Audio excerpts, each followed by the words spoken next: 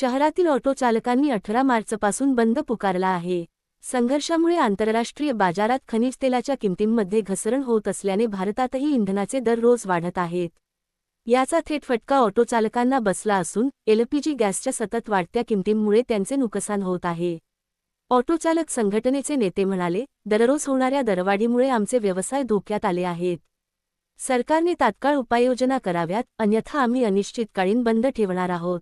या बंदमुळे शहरातील ऑटो सेवा पूर्णपणे बंद राहील। प्रवाशांना पर्यायी वाहनांचा आधार घ्यावा लागेल। ऑटो चालकांनी शांततापूर्ण मार्गाने आंदोलन करण्याचा निर्धार व्यक्त केला असून प्रवाशांना त्रास होणार नाही याची काळजी घेण्याचे आवाहन केले आहे। उद्या चला ऑटो बंद आहेत ना। अच्छा अच्छा बंद हुए हैं। हां